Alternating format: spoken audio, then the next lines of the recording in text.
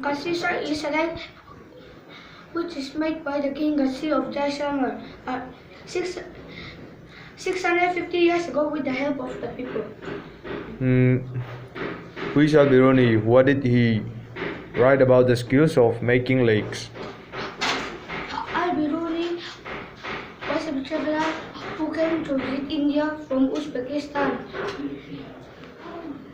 Al-Biruni wrote the skills of the Indian people in the making of lakes, how they built up huge rocks and joined them with iron rods to build chabutaras, a raised platform going up and down.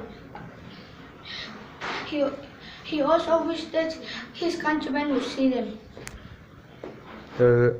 What is rainwater harvesting? The process of collecting rainwater from the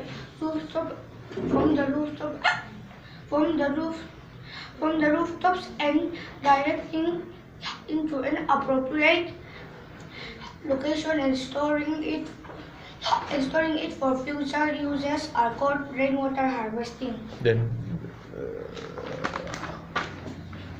that's all. No. How did the group called Tarun Bharat